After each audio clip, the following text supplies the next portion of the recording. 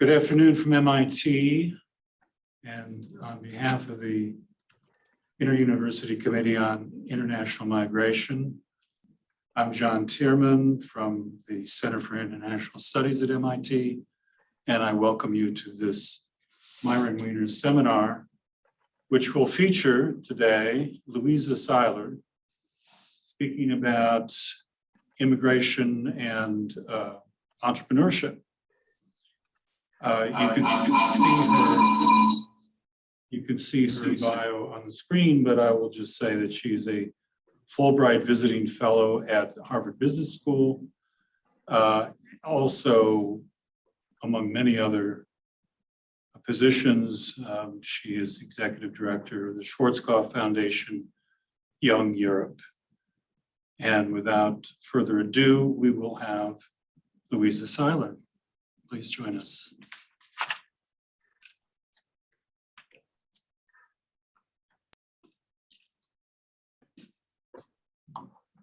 Thank you very much, John, for the kind introduction. I'm very pleased to be here today and to talk a little bit about immigrant entrepreneurship in startup cities. There are many reasons why I believe this is of interest, but I would like to pick and share one of them with you. We are here in one of the most important startup cities in the world. And where I come from, Berlin, is one of the most vibrant startup hubs in Europe. And these cities' economic development departments usually invest a lot of money and time and efforts to attract companies and entrepreneurs from abroad. And what they often don't see is that there are actually a lot of potential entrepreneurs with links to other countries and international background already there. Immigrant entrepreneurs who have come for multiple reasons, maybe not necessarily for starting a business, but many of them do have that potential. And this is what we want to look at today. But first, I would like to share a little bit why this topic is so important to me and what is my connection. I have been working on immigrant entrepreneurship for 15 years. And starting in Morocco in 2005, where I helped build a microcredit system to support sub-Saharan migrants to make a living. Continuing in 2015, in the midst of the Syria crisis, where I worked with UNHCR as a Mercator Fellow in International Affairs to advocate with governments, particularly in Turkey at that time, to grant refugees and asylum seekers access to the local labor market, and particularly to have gained the right to start their own businesses. After that, I joined a fledgling startup in Paris, Singa, and I was absolutely convinced from the beginning about their approach to focus on the potential and not only the need for help. That is often the focus when we look at refugees and newly arrived immigrants. Their approach was to ask them what they can do, what would like to do, what they would like to contribute, and that created a whole different dynamic. And knowing that and getting to know Singa there, I then co-founded Singa in Berlin and helped scale it to several other European cities such as Zurich, Geneva, Milan, Brussels, or Stuttgart. And I absolutely believe in the necessity for research and practice to be interlinked. John and I had a very good conversation about this some time ago. Also in the social sciences. And while that might be self-evident here at MIT, it's not necessarily where I come from. They are often very much separated, and therefore my drive to continue working on the issue of immigrant entrepreneurship as a part-time PhD researcher and Fulbright Fellow at Harvard University is to bridge that gap. Going to the next slide. So let's have a look at startup cities and their ecosystems. Cities like Boston and Berlin, but also Paris and London, and I could name many more, but these are the ones I am focusing on, They distinguish themselves by having a very supportive environment for startup. Their ecosystems usually comprise all of these actors that we can see here. And I'm going into detail a little bit about them in a minute, and sometimes even several more. So why I like this model is because the entrepreneurs are in the middle. They are usually not there first, but they are the ones that all of this is centered around. And we have academia. I mean, we are today here at MIT, and MIT is one of the institutions that brings about not only incredibly great research about entrepreneurship, but also a lot of entrepreneurs themselves. And is actually one of the institutions that's probably really good at retaining international talent that would like to go into entrepreneurship after finishing their studies. And we obviously have investors, that's very necessary. We have the governments, and city governments play a very particular role in this. We have corporations with corporate venture capital as well. We have nonprofits who play usually more of a niche role, but are very important in celebrating entrepreneurs and also identifying them in the beginning. And that is particularly true when we talk about immigrant entrepreneurs. And foundations can also play a very interesting role, particularly in entrepreneurship education, but also in funding programs that support immigrant entrepreneurs. And through all of these activities and the interactions between the actors that we see here, an entrepreneurial culture develops. In addition to the city culture that we have in every larger city. And many times startup cities are extremely proud to incorporate that entrepreneurial culture in their city culture. And that in itself then attracts entrepreneurial talent and also opens pathways to entrepreneurship for citizens that are already in the city and that get drawn into entrepreneurship. You can see on the side that I have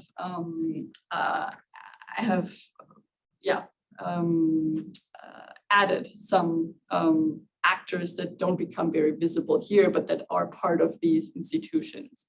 So the first and foremost, very important, and we will look at them a little bit more in detail later, are incubators and accelerators. They are usually a very good sign for a startup ecosystem to be quite developed. And they are the ones that, not every successful entrepreneur goes through an incubator or accelerator, but a lot of them gain their networks, their knowledge, their funding also by going through such programs.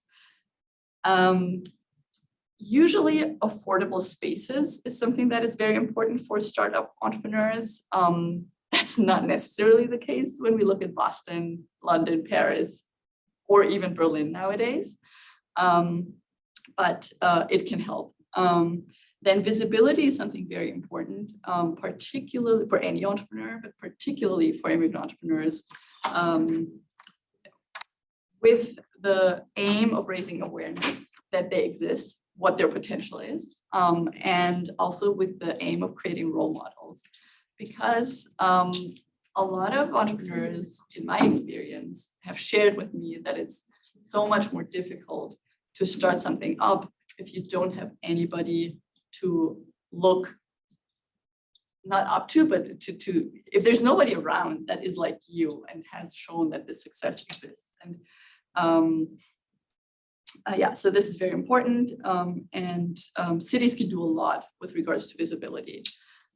Mentors, networks, access to talent that they can hire, then the regulations should be favorable, and funding, obviously. So these are all things that help an ecosystem to be thriving in startup cities, and that are more or less necessary to create an environment for successful entrepreneurship. As I said before, I am looking at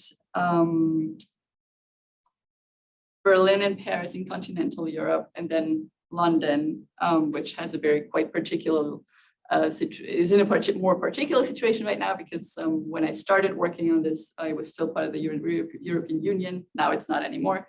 and then Boston. And I want to make a little comparison of these four and show why I chose these four and what they have in common or not. So as I said before, Berlin, Paris, London, these are the most vibrant startup hubs in Europe. They're actually number 1, 2, 3 in terms of number of startups, funding, total value of the startups, and also of unicorns that they bring about. London is, let's say, world class, while Berlin and Paris are still developing. And Boston and London are quite similar in terms of volume. And just to give you an idea, the overall value of the startup ecosystem in Boston and London are about $140 billion, whereas Berlin and Paris are about $40 billion. Yeah, so France and Germany have strong social security systems. That might be might seem funny why I mentioned this in this context, but it is actually very important because these social security systems are usually, not all of them, but most of the offers are accessible to immigrants as well. And that should be an indicator that there is less necessity entrepreneurship on the one hand, but that also means that there might be less incentives to go into entrepreneurship, which is true.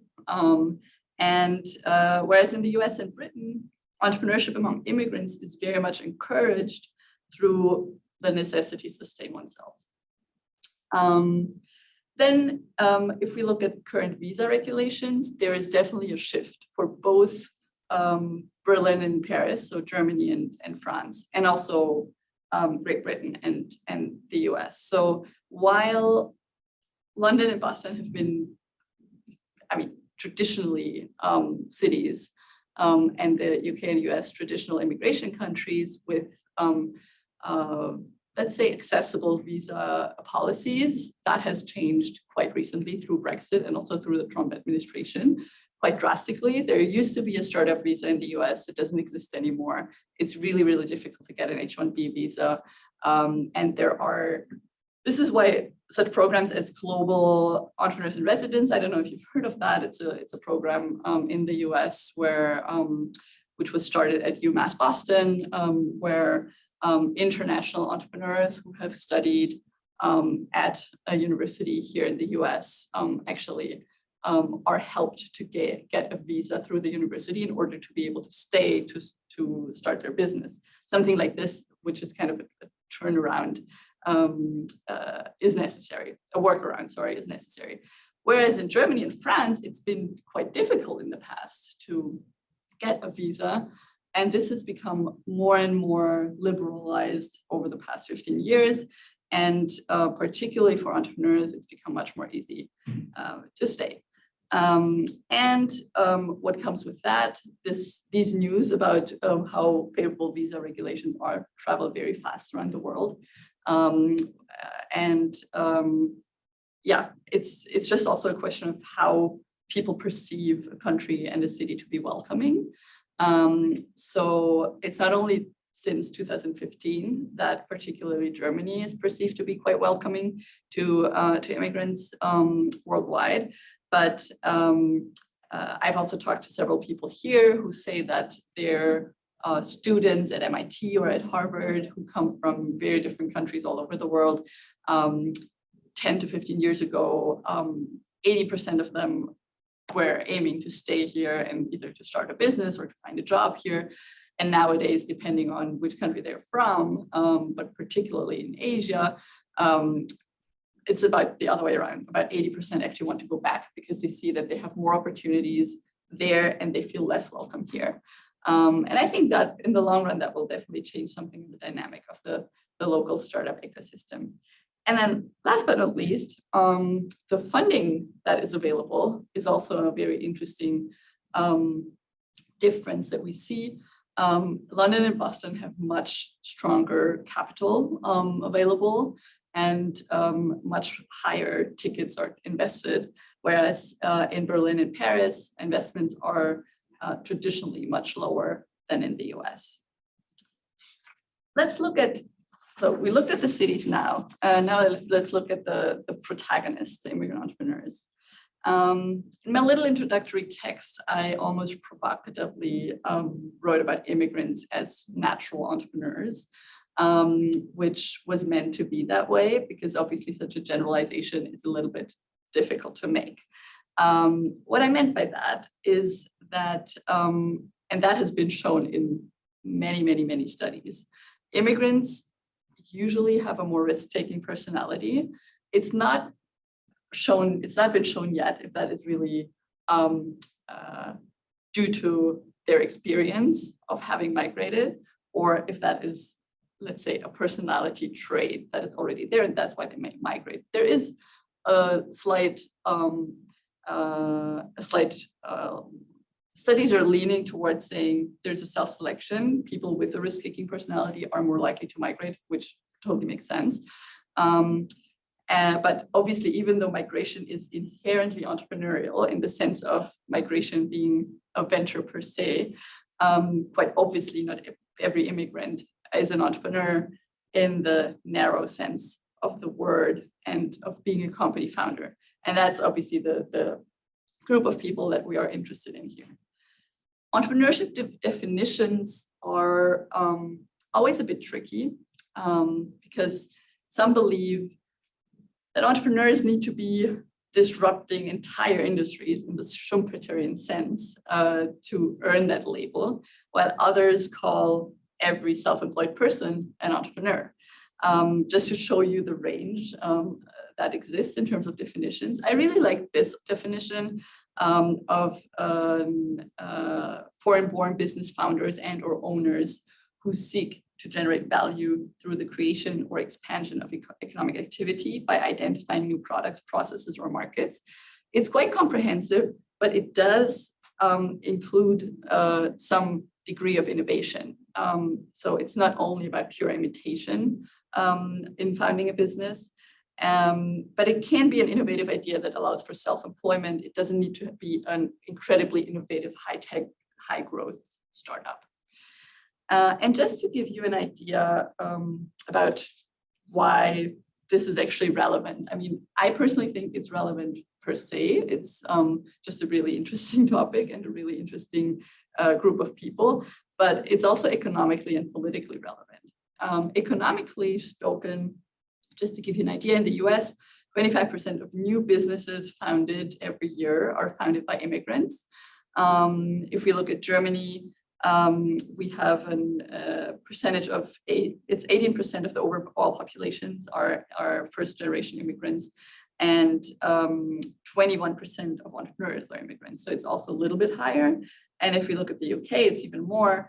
If we look at the percentage of people who engage in entrepreneurial activity, it's 9% among locals and 16% among immigrants. So if we look at any developed country, we can see that immigrants are more entrepreneurial than locals. And that's very interesting, particularly because we know that migration and immigration into the global north will increase further, particularly looking at climate change that will definitely drive people, unfortunately, to leave their homes. Demographic change is a pull factor, and increasing mobility and development all over the world. Development increases migration. So we can anticipate that there will be more migration, and therefore looking at this, at how migration drives innovation and entrepreneurship is advised, in my opinion. While I said earlier, classifying immigrant entrepreneurs is quite difficult and should be done with care, because we're talking about a group that is already prone to a lot of stereotypes. It is also necessary and helpful to assess the following questions.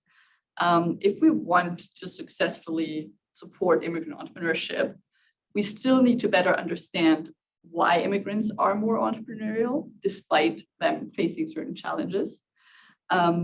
We also would need to know better how they engage in the process of starting entrepreneurial ventures. and also under which circumstances they can be successful. And this is what we are looking here today. So from my experience as a practitioner in the field, this categorization makes sense. There are a lot of people who would like to go into self-employment because they want to be their own boss. It's a strong motivation, and also because they want to make a living for themselves and their families. Then there are also a lot of people who have a good business idea to start a small or medium-sized enterprise, sometimes very innovative, sometimes slightly innovative, very often related to the migration experience or to the experience that people bring from their home countries. And then there's a small group of people, like among locals, who are striving to start high growth venture, which are usually tech ventures, but not necessarily. And we'll go into detail in this model a little bit later, but I would like to share before with you what other categorizations are out there, particularly in research, that have been used a lot to look at immigrant entrepreneurship. It started out with country of origin. So there were a lot of comparisons between, for example, entrepreneurs that are come from a certain country, and then we looked at how entrepreneurial are they compared to entrepreneurs that come from a different country. Then we looked at the motivation to migrate. So did somebody flee their country and become a refugee? Did somebody migrate because of economic reasons, because of family reunification, and so on? And what does that do to their entrepreneurial activities? We also looked at necessity versus opportunity entrepreneurship. So does somebody found because they have to for economic reasons, or because they follow an economic and entrepreneurial opportunity? In my opinion, for the purpose of best supporting immigrant entrepreneurs in their founding process, it's actually not really important to know where they are from or what brought them here, but where they want to go with their business. And this is why I chose a categorization that is related to the business and not so much to the person and their background. Also, one thing that I find striking is, and I've seen that many, many times when in working with immigrant entrepreneurs, is that mixed migration becomes a much more common phenomenon. So people might come from Syria, but don't apply for refuge because that will restrain them in their endeavor to start a business.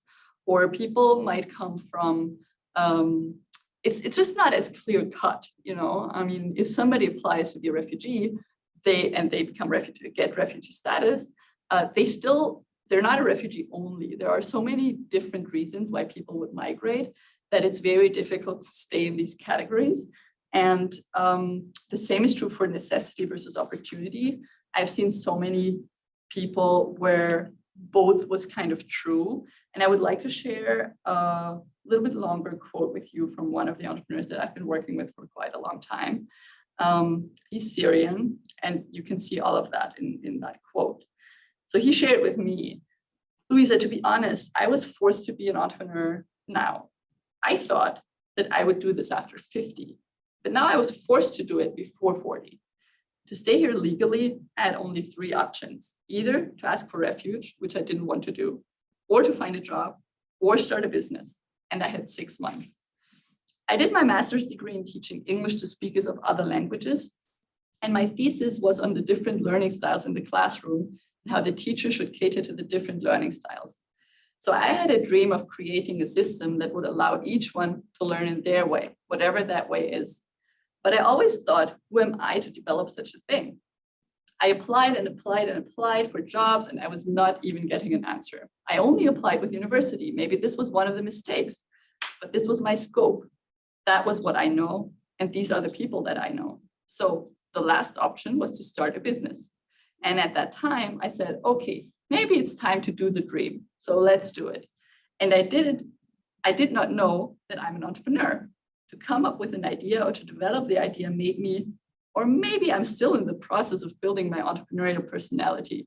And I started to love this. So the other day I was having a discussion with someone and they said, what if they offer you this job now, which is a secure job, very well paid in a university? After a long, long thought, I said, if they offer it to me now, I would say no. I cannot now give up this dream. So that shows very well. He was forced to do it, but now he loves it. It's his dream. It's not as clear cut. And I think we have to cater to that in programs that support immigrant entrepreneurs. And this is what I would like to look at now. Here are some patterns that I observed over the past years. From all of these actors in the ecosystem, we're now looking at incubators and accelerators a little bit more in detail, not because I think they are the most interesting. Having co-founded some, they are obviously interesting to me, but because they are, as I said before, indicative how mature an ecosystem is. The goal should be that everyone can get into traditional support programs, such as incubators and accelerators. And by traditional, I mean, support programs that are there, that are not created for a particular group of entrepreneurs. And for those among you who are familiar in the entrepreneurship field, they know Brad Feld's startup communities, and he writes, anyone, regardless of experience, background, education, ethnicity, or perspective, should be welcomed into the startup community if they want to engage with it. And he doesn't even write that with regards to immigrant entrepreneurs.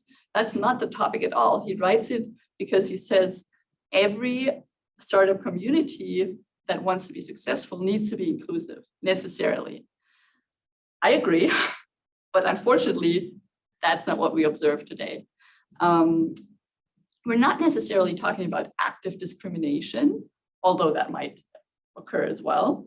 It's much more the subtle barriers that keep immigrant entrepreneurs out of these traditional support programs.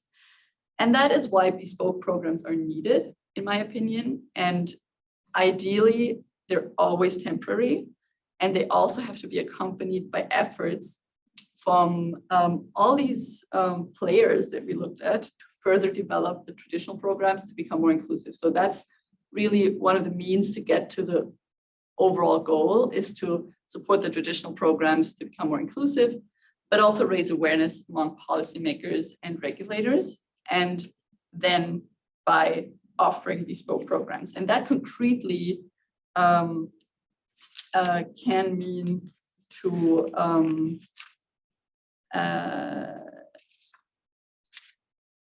to combine these three approaches. If we look at the model again of the three categories, they're still the same. We can see that there are certain things that work best for the people who are in these categories, and also certain things that a bespoke program can do for them. So the majority of people is in the self-employment category. They are usually primarily looking for information how to set up a business, and might not even want all that entrepreneurship training, all that networking, all these things. But when they enter such a bespoke incubation program, our experience has been that this might actually develop into a wish to start a proper company with a few employees. So to move up into that, and I'm not saying it's better, it's just bigger, small and medium enterprise category. But what happens also very often is that through the networking, they actually discover that self-employment seemed to be the only option for them, but they have gained access through being as part of such a program, gain access to employment that matches their skills, which we didn't in the beginning, but now also consider one of the success metrics of such programs. Then if we look at those who want to start a small and medium size enterprise, they have usually, as I said before, no or low tech ideas that might lend themselves for organic growth. So they might end up in the high growth sector eventually, but in a more organic, let's say, speed.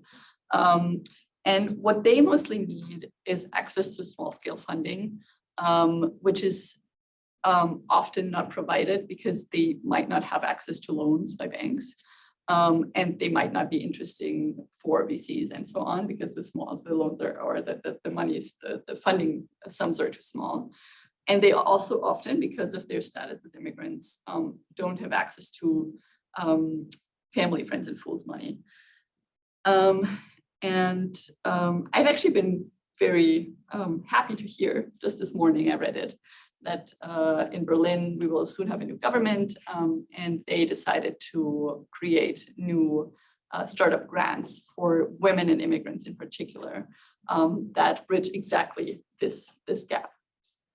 And then if we look at the smallest group of people that aims at high growth businesses from the beginning, mostly tech businesses, they could technically enter directly into the tech accelerators, into the traditional programs, but the usual barriers often keep them from doing so.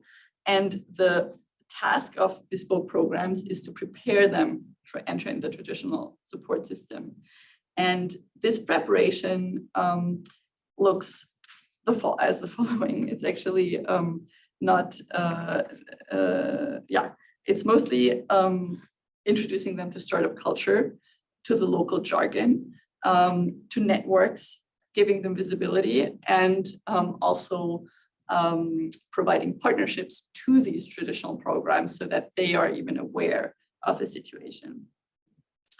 Otherwise, bespoke programs usually offer the same support offer as traditional incubators, such as entrepreneurship training, network mentoring, visibility, prize money, and so on. And it's really about getting in.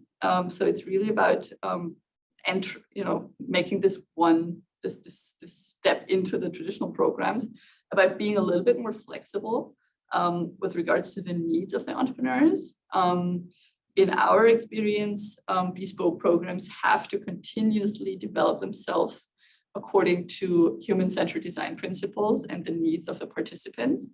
The expectations have to be a little bit less standardized and the success metrics more differentiated. So what's concretely different? Very concretely, it starts with outreach. The outreach into the immigrant communities is key, so that they even know that these programs exist, and that they feel welcome in the programs. I already spoke about access to finance and a particular particular funding instruments. That is one other thing that is a little bit different. And role models are also a very important part. I spoke about them earlier. And one of the things that everybody agrees is that instead of looking at CVs and existing networks or maybe Ivy League credentials, it's very, very important when taking startup teams into these programs to look at their entrepreneurial hunger and the strengths of their entrepreneurial drive, and to rely on that rather than credentials. Ideally, such bespoke programs lead to a virtuous cycle that eventually creates a mass of successful immigrant entrepreneurs in a given ecosystem, which then again, successful mentors, then successful entrepreneurs then mentor new entrepreneurs. It creates a network, role models, and so on. The danger of this is obviously that people get stuck in ethnic networks and markets, which is why it's so important that these programs are bridging the gap between the traditional startup community and the immigrant startup community. And in many cases, the migration experience provides a fresh view on society, as I said before, and really leads to very innovative products or services that locals might actually just not see. Here, the flip side can be that products or services are only interesting for people with a migration experience, which is not a problem per se, but it just creates a limited market. And then there's, a lot of biases connected to having such bespoke programs, which is why they should always be temporary. What I find interesting, and I said that earlier, that the city of Berlin has introduced this new, or will introduce this new policy instrument of supporting immigrant and female entrepreneurs, is that if we look at such bespoke programs, it's very similar with all underserved entrepreneurial groups. So if we look at immigrant entrepreneurs or female entrepreneurs or BIPOC and minority entrepreneurs, maybe non-academic entrepreneurs. So let's say all of the entrepreneurs that are not the usual suspects. Unfortunately, nowadays, the ecosystems are built in a way that for them, bespoke programs are still very helpful until we reach a point that the traditional programs become more inclusive. And we've seen now that more and more organizations are creating targeted offers for these groups. What is interesting, though, is that it's still quite unclear which of the interventions actually work for which target group and in which context. And that is why I'm driving this forward, or I'm trying to drive this forward. And on an individual level, I already said there need to be some shifts in what we focus on when these teams are onboarded into the programs, or when also when they move out of the program. Commercial or let's say traditional incubators have very, very clear success metrics. Where do you stand when you come in? Where do you stand when you go out? What is your success? What do you have to have achieved? That is usually not possible here, or at least not advised. Let's put it like this. So the individual level is usually, it really much depends on where a person stood when they come in. And you could see that in the pyramid that I had.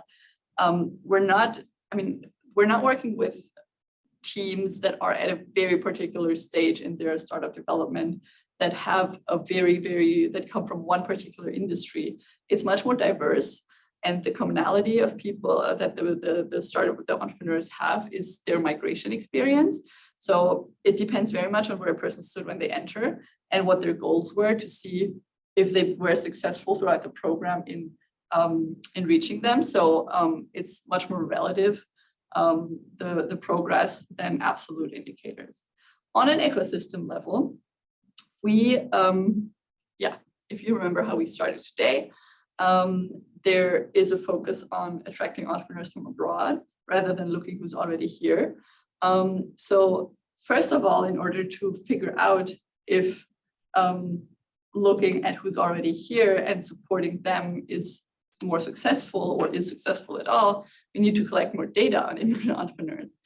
There is still very little data. There are some great researchers who are working on the topic and who have been collecting a lot of data about this, but sometimes data is also not accessible. So that is one thing to do. The other one is to assess this dynamic between which investments are made into the economic development in bringing companies and entrepreneurs to the cities, other than supporting locals, and wouldn't it pay off? And wouldn't it pay off to invest more in the local international talent? Once the percentage of immigrant entrepreneurs in traditional incubators is representative of immigrant businesses overall, that would probably be one of the most, the clearest success indicators. So we should look at which percentage of traditional support program participants are actually immigrant entrepreneurs. Then the visibility, again, among the most important entrepreneurs in a city, usually there are immigrant entrepreneurs. So how can we look, like, how can we see how visible they are? Are they role models? And then another suggestion would be to look at how inclusive are policies and regulations, and what are the advancements made over the past years in making them more inclusive. These are some suggestions, and for those of you who will later be interested in diving a little bit deeper, I don't know if we will share the presentation. For anybody who's interested, there is some literature that connects my personal experiences as a practitioner to the research around this topic, and that underlies what I have shared today. And now I'd be very happy to hear some questions and to answer them. And thank you, Luisa, for that very rich presentation. Now we're going to have our discussant today is Anna Hardman, who teaches economics at Tufts University and has been a long time member of the Inter-University Committee on International Migration, co-chair. And she will have some questions for Luisa, and then she will field your questions, which you can put up using the, what is the Q&A, yeah, the Q&A button on your screen. So let's go to Anna. Thank you. All right, and I really enjoyed your presentation. I see that the first comment here is it would be great if we could get the slides to review the content. Awesome presentation, thank you. And I echo that. That was from Celia Hernandez. And that's not really a question. I found myself with a background in economics thinking about how economists look at immigrant entrepreneurs. And of course, one thing that economists always ask for is numbers. And the thought that your work will actually lead to having some more empirical evidence about what kinds of interventions can actually work for immigrant entrepreneurs is enormously exciting. My first thought as you started talking was to ask a question that you in fact addressed in part, but I'd like to push it a bit, which is the question of when people talk about immigrant entrepreneurship, they usually think about the entrepreneurs who start biotech companies, the people who you called high growth in the graph. And of course, there have always been people like that. MIT produced an engineer called George Hatsopoulos, who started a firm which has become bigger and bigger called Thermoelectron. That's clearly the top of your pyramid. The bottom end is people like the place I bought my vegetables and fruit for many years, which was a grocery shop in a suburb of Boston, Arlington. Christos Rosanitis, who came from Greece in the 50s and ran a business for many years, serving what had been a large population of Greek immigrants. So I really liked that you did go on from talking initially about the places where the high-tech entrepreneurs can prosper to talking about small-scale entrepreneurs, the people you called it self-employment, or sometimes those are businesses evolving into not just self-employment, but small and medium-sized enterprises.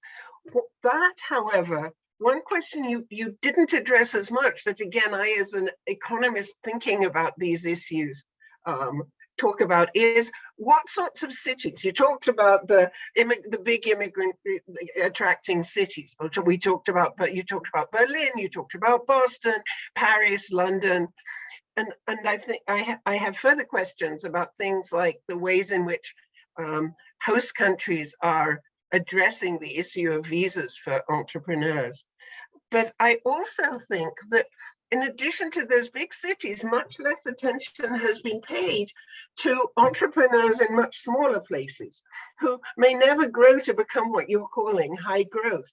But as we think about the problems that both Europe and I hope the United States face in hosting the large numbers of migrants, often either mixed migrants or refugees, but also the challenge of attracting entrepreneurial immigrants. The question of where they go, what are the forces that make it attractive for immigrants to go to different places, and should we in fact be encouraging entrepreneurs to locate in those big entrepreneurial cities?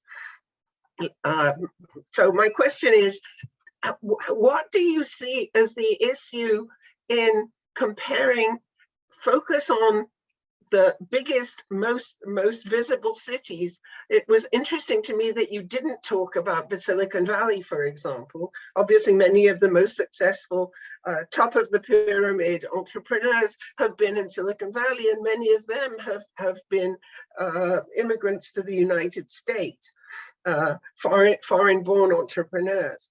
It's also true, though, that there are lots of other places. And as an economist, I think about what kinds of factors make cities in general and individual cities in particular attractive for immigrant entrepreneurs and fertile for those immigrant entrepreneurs. And for example, we think of things like diversity, which Jane Jacobs, an urban planner, urban policy person, talked about very effectively starting in the 60s, but also the economist jargon about learning. We learn in cities. Cities produce growth in an economy because people can learn. And immigrants in big cities more effectively start businesses than immigrants in smaller places? Sharing, the fact that people need to be part of a community. And that's where there are tensions between smaller places and also between immigrant networks and networks of immigrants from all countries. So I guess what I'm really asking you to do is to talk about, first of all, big cities versus small cities. Okay, is it desirable for the kind of assistance to immigrants that you're talking about? And I think this is a very exciting innovation and something we don't have enough of here. But is it something that we should be starting in the very biggest cities and perhaps move on later to smaller urban places? Or is it something that can be done in places that needs to be done in big cities only? I really enjoyed your talk, Luisa. I thought you raised a lot of interesting questions. But when you talked about startup cities, are you thinking only of cities where there are already a lot of startups?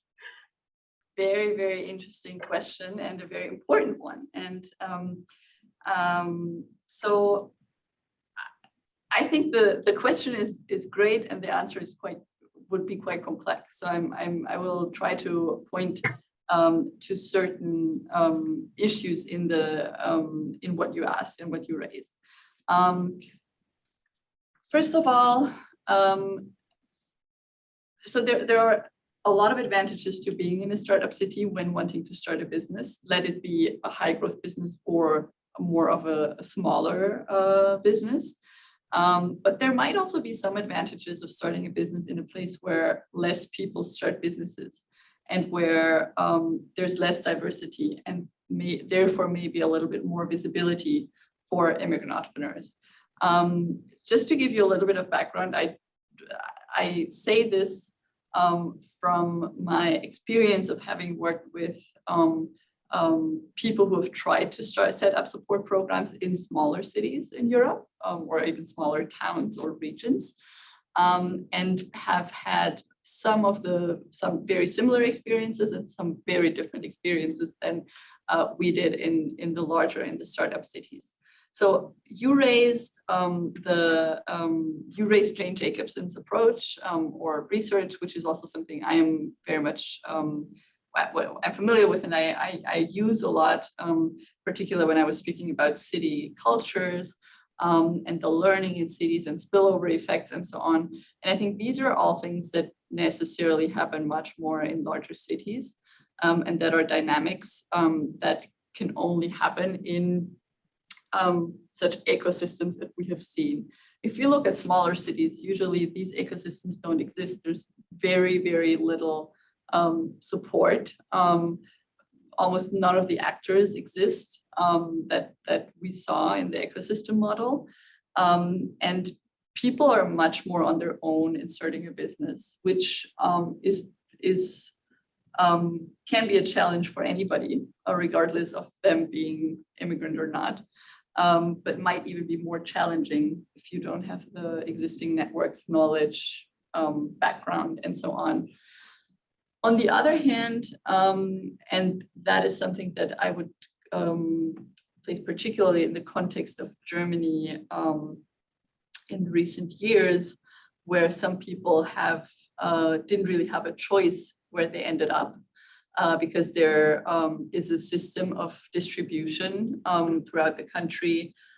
If somebody comes as an asylum seeker, and only once they have received refugee status, and after some time they can start choosing where they want to move. We have seen several people trying to start businesses in smaller places, and the success factors are probably quite different than in larger cities. But I would say it depends a lot as well. And we were focusing here on the openness and the readiness of traditional programs to welcome immigrant-led startups. In the smaller places, we would have to say it probably depends a lot on the openness and readiness and welcoming of the local community to be customers to an immigrant-led business. That is something that has to be assessed very individually. I mean, there are regions that are more welcoming than others, culture-wise, but then again, it can also be that's very individual.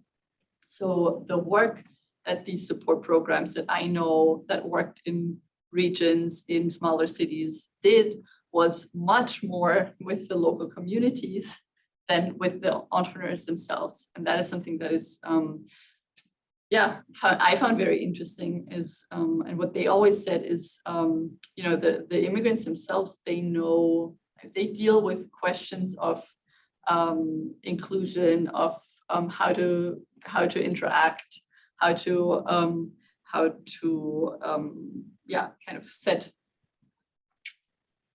set up a life every day. But the local people, they usually don't deal with questions of inclusion because they don't have to deal with it. So we have to approach them and have to work with them to shift their mindset towards a more inclusive mindset. So that is maybe something that can, that hopefully answers part of your question, Anna.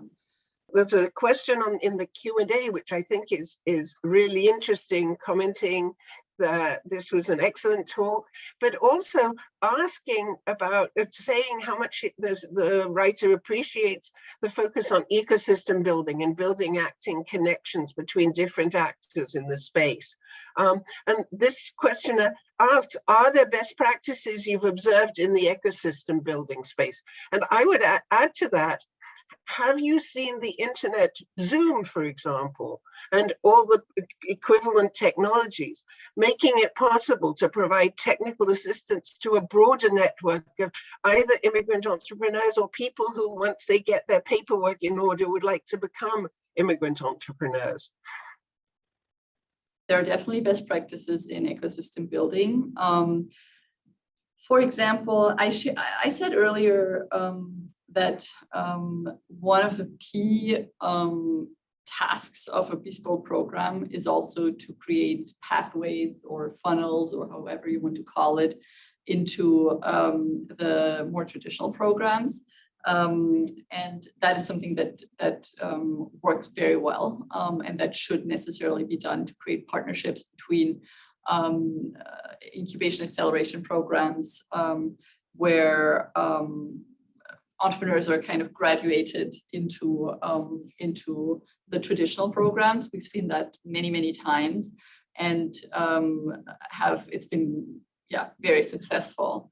Another part is the visibility question. I hinted at that earlier.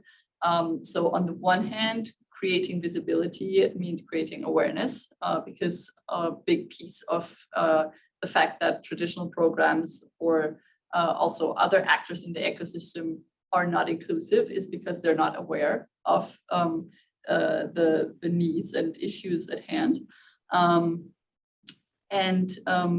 That can be, for example, we've been doing that in Paris and Berlin quite successfully, That can be by creating events such as a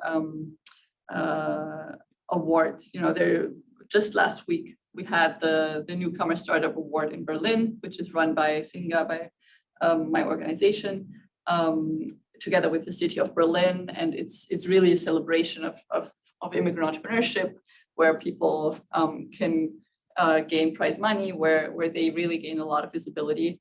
And this event happened online. It's due to the pandemic. Last year we weren't able to do it at all. Before that, it was always offline. It was a great event, a lot of positivity, people being very surprised about the potential that exists in the city. And I mean, what I shared earlier, is just not knowing about it. And this year it happened online, and we were able to reach a much larger audience than usually. And now bridging towards the question about the technological tools. I mean, there was a necessity, as in every other educational program in the past years, to go online. And the programs that I know and that we work with have all decided to use that opportunity to provide support for people, for a larger group of people. But it also, I mean, for those of you who are familiar with incubation programs, it actually means having two programs, because one of them is an actual incubation program with a cohort of people that work together and that kind of go through the program together, graduate together. And there's not an unlimited number of people who can go through it without losing the cohort aspect. And then some of the other more educational aspects of the program can be offered to a larger group of people. What we were able to do is that we were no longer restricted to supporting entrepreneurs in Berlin, but we could actually also, and that comes back to your earlier question, we could also support entrepreneurs that are in smaller cities and that could go through our program without having to relocate. And that was actually really, really interesting. Eventually, some of them decided to relocate anyways, because they realized they weren't able to realize their idea in where they were, and that they would get much more resources, and kind of would be much easier to realize their idea within an existing startup ecosystem. But yeah, so that definitely is possible. And that also leads us to considering to keep part of the offers online. And in addition to that, I would also say that what we at Singa do offer a lot nowadays is this piece of supporting other organizations to become more inclusive. And through going online, we've been able to do that internationally much more than we did that before. Thank you, Luisa. There's another question which I'm not sure whether this is really fair to ask you, but it's very much indicative of the interest in this topic. Somebody has asked, what would you say is the best way for international students to start their own business in the US upon graduation and after finishing their respective permitted practical training, in view of the difficulty of getting a visa? I think, I'm not sure that you're expected to have expertise on US visa programs, but you may still have hints for students who want to start a business and what they can do before they have the kind of paperwork that allows them to get established. Yeah, no, unfortunately, I'm not an expert in US visa regulations. I also haven't gone myself through the process of starting a business here, so it's difficult to say. But I would say usually, I mean, here in Boston, but I'm also sure that in many other US cities, universities have really, really, really great programs in supporting their students, but also sometimes students from other universities in the same city to start businesses. And they're usually very much looking for talent.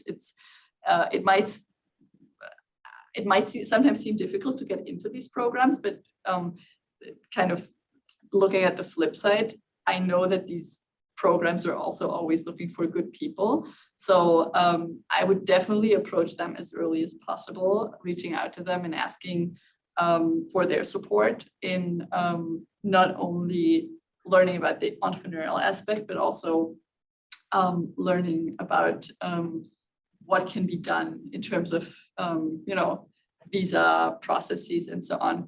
I did mention earlier one program, which is the global EIR, Global Entrepreneur in Residence program. Maybe have a look at that. And there might be other similar programs like that. I do know of several entrepreneurs who tried starting up something and eventually had to look for a job because otherwise they wouldn't have been able to stay, and tried to combine having a job and starting a business, which is often very, very challenging. This is kind of my limited view and experience on that. As I said, I don't think you're expected to have expertise on American, the problems of getting the right kind of visa in the US. There is one more strategy that people have sometimes used, which is somebody I know started an IT business in Greece because they didn't have visa initially because they wanted to be back, but discovered that because there was a relatively low-cost, high-skilled population of people in this particular branch of IT, they actually ended up becoming an entrepreneur in their home country. And that's an interesting twist on what you're talking about. That does not work for people who are refugees, obviously. But certainly, I think, learning about entrepreneurship and how to do it, and then sometimes bringing that to a country with a product that can be sold elsewhere, but using the fact that often labor costs are lower than in the United States, certainly than in New York or Boston or Silicon Valley or Berlin or London, is another strategy. And when we talk about immigrant entrepreneurship, I would very much like to see us talking about teaching, sharing some of the aspects of entrepreneurship that are not dealing with bureaucracy, whether it's visas or clearly one of the kinds of things that your startup support programs must be offering is help with dealing with all the kinds of bureaucracy involved. And that's very much country or place specific. But there are other aspects that can be shared. And being part of a network is enormously important. I want to ask myself one question about you were asked about another question in the Q&A was, when it comes to support programs, what's your experience with standardizing and digitizing the delivery? Does this enable you to reach more entrepreneurs potentially beyond large cities and European countries? And I would extend that to whether you obviously have an enormous job ahead of you, but you've also thought a lot about entrepreneurship and all its dimensions. Have you thought about making this something that can be shared across international frontiers? Digitizing, in other words, not just the smaller cities, but also to people who can learn from it through the web beyond individual countries? Yeah, thank you very much for that question. Obviously, we have thought about it. We have also done several projects in other countries. So first of all, our network that we have built across Europe and also in Canada actually is already international, but in very similar contexts. Let's say that the contexts are very similar. We have very recently done a really exciting program in Morocco, which was the first one that was a little bit outside of the European and North American context, where we collaborated with local actors to co-create a program that works there. And our experience, even within Europe, is that programs have always, there can be a certain aspect of standardization, which we use, but there always needs to be a local adaptation. Context matters too much, and that's not only true for the bureaucratic questions, but also for, just for the the recipients of the program. There, as I said earlier, such bespoke programs constantly have to evolve with their clientele, with their participants, and constantly have to view themselves through a human-centered design lens. We even see that within one location. Let's take the example of Berlin. We've been active for 6 years now, and the program has immensely evolved over time with the different participants. And that is also true for other locations. So I would say yes and no. I mean, we've thought about it, and we're definitely driving this further, not only within Singa, but also within a larger network of organizations who we partner with very strongly. We've also partnered with them to develop a sort of curriculum for people who want to themselves support others in becoming entrepreneurs. So we are, yeah, I would say there is some kind of standardization across Europe for these programs. And we are currently, particularly with having gone online, looking into the possibilities to making it even more efficient in terms of accessible to many more people. But there always needs to be some degree of local adaptation and local presence also of people who know the context and who can who can interact with the entrepreneurs and who can kind of make sure there is some kind of cohort building, some kind of networking, mentoring. There are just too many parts that relate to the respective context. That makes perfect sense. But I'm wondering, I have one more question about your experience. Now you say, as you say, the Berlin program has been going for 5 or 6 years. To what extent do you see a possibility of mentoring from people who were in the program from early and who have been able to establish their firms? In other words, is this a trainers and participants setup, or to what extent is it possible to have a network of mentoring of the older generation of immigrant entrepreneurs for newer generations? And to what extent are those social interactions themselves perhaps one of the most desirable outcomes of the program? Oh yes, that is definitely happening. Something that we encourage, but that's also quite organically happening. And as I said before, the aim would be to create a critical mass of immigrant entrepreneurs and in a certain ecosystem to gain a certain visibility, to gain a certain also how can I say, gravity in terms of the power to advocate for certain things. On the other hand, as I mentioned as well, there comes a certain danger of intergroup staying too much within this group, and that's why it is so important to always keep this connection to the more traditional startups scene. And one of the things that we do is that there are some mentors, some experts, some entrepreneurs we've been working with for a very long time, but we're also trying to not only have cohorts of participants of immigrant entrepreneurs, but also cohorts of mentors, cohorts of entrepreneurs, and cohorts of people from the local startup system that change in order to expose as many people as possible to the issue and to create an even larger network that is truly not only spans across industries, but also across different experiences and generations of entrepreneurs within an ecosystem, let them be local entrepreneurs or newcomer entrepreneurs, immigrant entrepreneurs. Yeah. Luisa, thank you very much. There's a couple of messages that are to say thank you that have come in on the Q&A.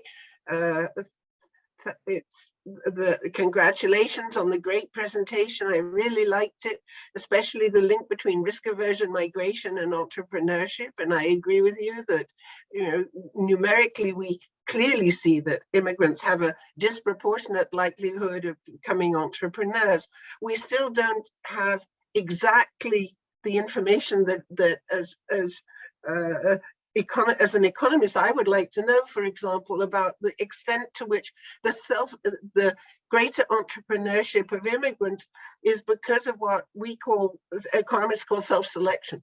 Who are the people who choose to take risks, and is choosing to take risks in a context of migration something that's highly correlated with willingness to take risks in starting a business of some kind?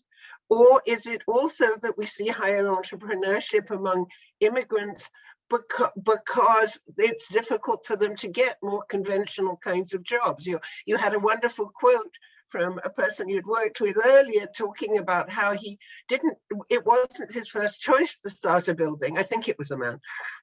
But it wasn't the first choice to start a business. But once having done it, it was something that the person wanted to very definitely continue with and would not abandon in order to take a job of the kind he initially looked for. So I think we really don't know, we don't have the kind of data. And one thing I would love for the EU to be persuaded to do, for example, or the US government, is to collect more information about entrepreneurial activity, who does it, micro studies of businesses, and particularly tracking businesses over time, what I would call panel data, where you can see which businesses grow, which survive, and which do not. We don't really know enough about those patterns of life in businesses that are started by either immigrants or native-born people in each country. Luisa, thank you very much. I don't know, maybe perhaps John wants to say something, I'm not sure, but this has been a great presentation. I really liked it. I don't see the comments that I'm seeing now are congratulations, are people saying how much they enjoyed hearing what you had to say. And I think we all wish you the very best, both in your research and in your entrepreneurial, non-profit entrepreneurial activity. Thank you so much. I actually have one substantive question before we wrap up, and that is there, as I would expect, a strong correlation between successful entrepreneur immigrants and the size of the compatriot community that they're coming to? And have you measured that? And what could you tell us about it? So I have not measured it, but there is a substantive literature about what we call ethnic entrepreneurship. There is definitely some evidence that it is much easier for entrepreneurs to start businesses in a place where they have a strong ethnic community that they arrive into, because they're, again, it's almost like a sub-ecosystem that exists in terms of support mechanisms. There's also evidence, though, that while it is quicker and easier to start a business within these ethnic communities, usually it has, there's some limitations to it, because the market that they serve is also limited necessarily. And it's very, very difficult for somebody who has started a business with an ethnic lens or within an ethnic community to then move out of that with that business. So it's kind of a trade-off that people, if they can make that informed choice, have to do. Do they enter this ethnic community in terms of their startup endeavor and make use of the networks, the services, the pathways that exist within this community? Or do they quite purposefully not take this advantage maybe go the harder way, but then have a stronger opportunity to serve different markets and to access different markets. That brings to mind yet another question. I remember in London, the large Cypriot community, both from North and South. And one would think that entrepreneurial activity from recent immigrants or just the immigrant tradition generally would bridge the gap, potentially, the political gap between the Cypriot communities that have been in conflict so much on the island for so many years. Have you looked at that at all, you know, as entrepreneurship as a social mechanism for reconciliation and places like London where it's actually going on? So there's somebody else who has looked at that. We both know him. His name is Stephen Coltai. He's written a book about entrepreneurship or peace through entrepreneurship. I haven't, there's very little, I mean, I've looked into the topic a little bit, that there's very little literature about this, very little research being done about this. Experience-wise, I think both is true.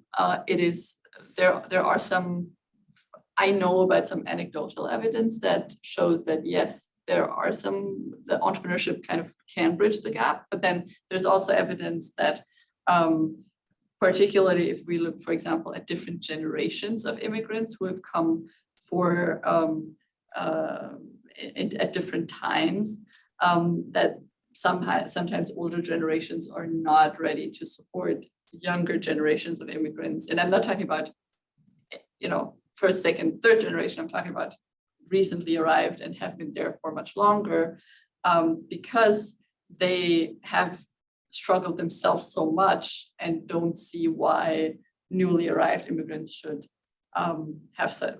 for them it should be so much easier.